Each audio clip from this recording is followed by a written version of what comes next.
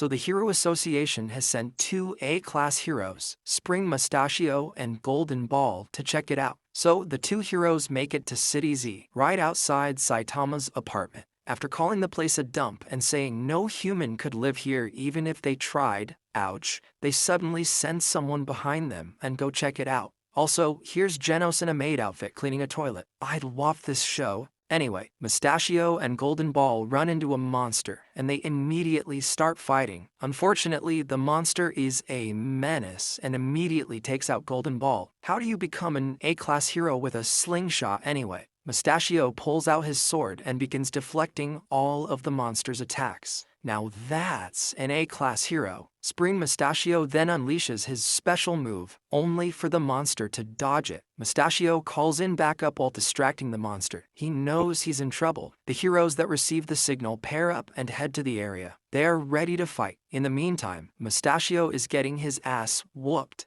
As he passes out, the monster starts leaving until it sees Saitama coming back from the store and attacks him. We can guess how that ended. Sure enough, the backup heroes arrive and can't find any trace of a monster, just a huge hole in an abandoned building. Saitama rocked the stupid monster. The following episode sees the Hero Association in full panic mode. A meteor is approaching Earth. They call in Genos, so he heads out. As the meteor comes closer by the second, Genos shows up at the Hero Association building, only to find it completely empty. There he meets Bang, S-Class Hero number 3, and a certified badass. Bang tells Genos about the meteor and tells him to evacuate from the city. They can't stop it. But Genos isn't giving up that easily. He heads to the roof and puts on his new arms. He's gonna blast the meteor out of the sky. But before he can, he's interrupted by S-Class Rank 7 hero Metal Knight. Metal Knight doesn't give a rat's ass about City Z. Hell, he's not even here in person. He's controlling a drone. He just wants to test out his new missiles on the meteor, so he does, and Genos can't shoot the meteor with his missiles in the way. The firepower from the missiles is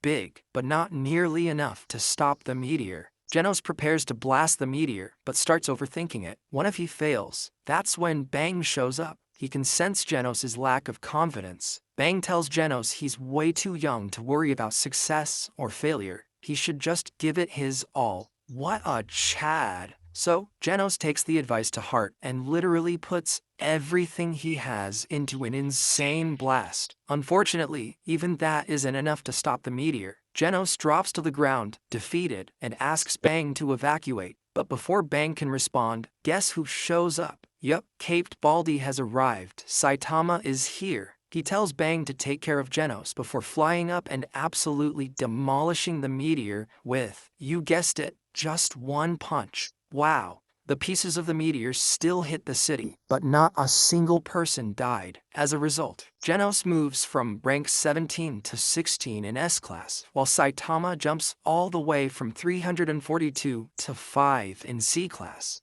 Genos then explains threat levels. Basically, every major threat is classified into one of 4 categories: Tiger, Demon, Dragon, and God. The meteor was a dragon-level threat, which is basically the second worst thing that can ever happen. So Saitama gets a lot of credit. The only reason he's not in S-Class right now is because Genos and Metal Knight got some unfair credit. Saitama doesn't care too much though. After all, he just showed up to help like heroes do. What a man. Genos starts recording Saitama's wisdom like a madman. He's inspired by his master. Saitama, meanwhile, decides to step out in the city. There, he meets Tank Top Tiger and Tank Top Black Hole, who have a serious problem with Saitama. They're jealous of him jumping up in the ranks, and they want to make him pay. But they don't fight him. Instead, they start blaming him for the destruction of the city. The citizens are total idiots who agree with these two bozos and start booing Saitama, asking him to quit being a hero. Meanwhile, Genos sees the hate Saitama is getting online and realizes he needs to go help his sensei. Back with Saitama, Bang watches him get blamed for all these problems from a distance.